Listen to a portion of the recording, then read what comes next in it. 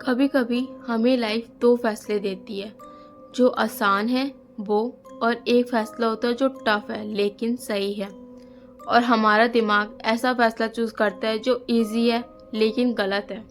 हम उस ट्रैक पे चल तो जाते हैं क्योंकि उस फैसले से हमारी लाइफ पे कोई इफेक्ट नहीं पड़ रहा, लेकिन हमारे साथ जो है, हमारे आसपास हैं जो, उसकी लाइफ में बहुत बड़ा इफेक्ट पड़ रहा है हमारे एक इजी फैसले से, गलत फैसले से।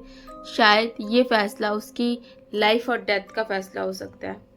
तो आज की स्टोरी एक ऐसे ही फैसले पे है, एक ऐसी डिसीजन पे है जहाँ किसी की लाइफ और डेथ का सवाल है।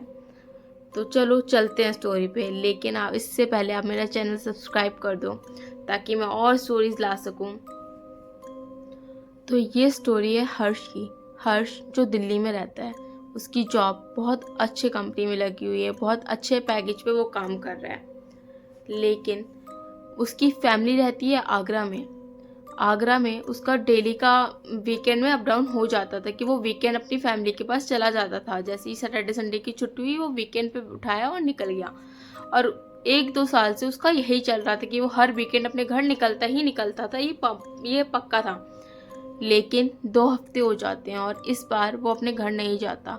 उसके पेरेंट्स कॉल करते हैं बार बार कि आप क्यों नहीं आ रहे घर पे। 1 हफ्ता समझ में आता है, चलो काम आ गया।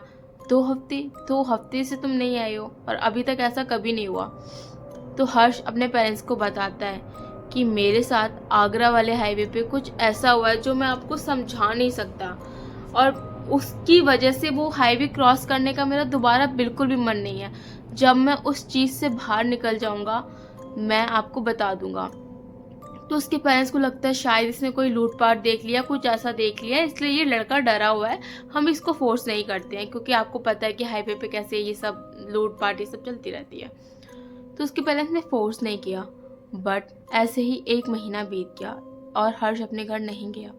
लेकिन 1 महीने बाद उसके जो फादर थे, उसकी तबीयत बहुत ज़्यादा ख़राब होने लगी। इतनी ख़राब नहीं, बहुत सीरियस नहीं, बट हाँ ख़राब होने लगी। तो उसकी माँ बोलती है कि चलो घर आ जाओ, तुम्हारे पापा की भी तबीयत ख़राब हो रही है, फीवर वगैरह बहुत ज़्यादा बढ़ रहा है, तो तुम आके मिल लो, शायद तुम्हें देख के बहुत खुश हो पापा। तो हर्ष सोचता है कि हाँ यार, पापा भी बीमार है, मेरे को जाना चाहिए। इस वीकेंड हर्ष तैयारी करता है और निकलता है आगरा के लिए। वो ड्राइव करके जा रहा था अपनी कार से। रास्ते में उसी हाईवे पे जिस जिस हाईवे से वो डर रहा था, उसी हाईवे पे एक लड़की मिलती है। वो लड़की उससे लिफ्ट मांगती है। तो पहले तो वो शीशा हल्का सा डाउन करके पूछता है कि आपको कहाँ जाना है, आप इतनी रात को यहाँ क्या कर रहे हो। तो लड़की बताती है कि मैं आगे से ही लिफ्ट लेके आ रही हूँ और मेरे को मथुरा तक जाना है, आप मुझे वहाँ ड्रॉप करके आगे चले जाना। तो हर्ष को अजीब लगता है कि कहीं ये कोई लुटेरे वुटेरे तो नहीं है कि एक लड़की को साथ रखा हो और फिर मेरी गाड़ी पे हमला हो जाए। तो हर्ष 5 मिनट बात करता है, सिर्फ बाहर खड़े होकर, और हल्की सी खिड़की खोलता है, कुछ नहीं होता। तो हर्ष उस लड़की को अपनी गाड़ी में बिठा लेता है।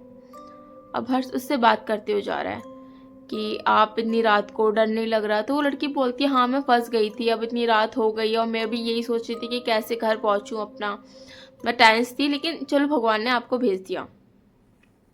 तो हर्ष बोलता है ठीक है, मैं आपको मथुरा उतारते हुए निकल जाऊंगा, वैसे भी रास्ते में ही पड़ेगा।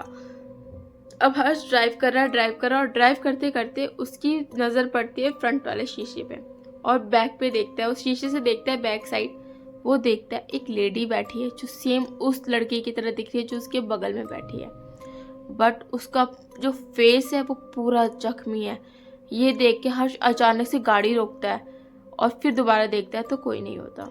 हर्ष डर जाता है, लेकिन उसे लगता है कि शायद वहम हो या फिर कुछ भी, वो ज़्यादा सोचता नहीं है और आगे बढ़ता है। आगे उसे एक छोटी सी चाय की दुकान दिखती है और वो वहाँ रुक के चाय वगैरह पानी वगैरह लेता है। वो लड़की से बोलता है, कार में बैठी ही होती है कार में लड़की, उससे पूछता है कि आपको पानी वगैरह तो नहीं चाहिए। लड़की मना कर देती है, नहीं मैं ठीक हूँ, मैं बस मथुरा पहुँच जाऊँ, इसके बाद ही अपने घर पहुँच के जो लेना है ले लूँगी, थोड़ी देर की बात है।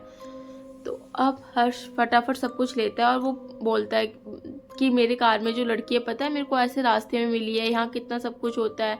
वो दुकान वाले को बता रहा था ये सब, बट दुकान वाला बोलता है कि कौन लड़की, किस लड़की के बारे में बात कर रहे हो, आपके कार में तो कोई लड़की ही नहीं है। तो हर्ष को लगता है कि शायद ये नशे में बैठा है, ये पता नहीं कैसी बातें कर रहा है, इसे ये लड़की नहीं दिख रही है, वो बस वहाँ से फटाफट निकल जाता है कार पे। अब हर्ष उस लड़की को बताता है, तुम्हें पता है कि मेरे को ना यहाँ से अब बिल्कुल जाना पसंद नहीं है। पहले मैं हर वीकेंड इसी रास्ते से गुजरता था। तुम शायद लकी हो कि मैं 1 महीने बाद आया हूँ और तुम्हें मैं मिल गया इस रास्ते पे। तो लड़की पूछती है कि अब तुम्हें क्यों नहीं पसंद, और 1 महीने पहले ऐसा क्या हुआ था कि तुम अब इस हाईवे में आना पसंद नहीं कर रहे हो।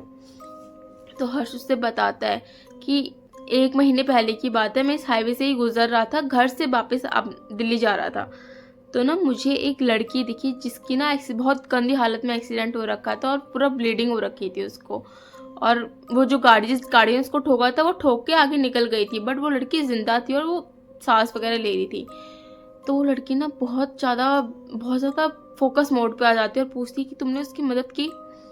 तो वो हर्ष बोलता है कि नहीं, मैंने उसकी मदद नहीं करी। मेरे को पहली बात तो लगा कि यार कोई केस वगैरह ना हो जाए, कहीं ये मुझ पर ही आरोप ना आ जाए और कार भी गंदी हो जाती, तो मैंने नहीं किया और मैं आगे निकल गया। वो लड़की बोलती है कि अगर तुम शायद उस दिन उस लड़की की मदद कर देते तो शायद वो लड़की बच जाती, बट ऐसा नहीं हुआ।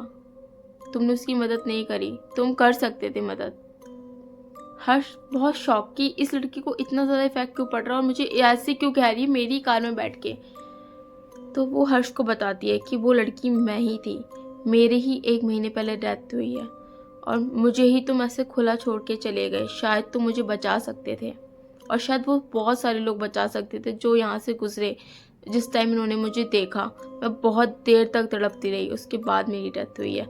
मेरे पेरेंट्स मेरा वेट कर रहे थे, मैं भी काम के लिए ही निकली थी और अपने घर में इकलौती लड़की हूँ जो कमाती और जो अपने पेरेंट्स के सपोर्ट बनती, बट तुम्हारी वजह से ऐसा कुछ नहीं होगा।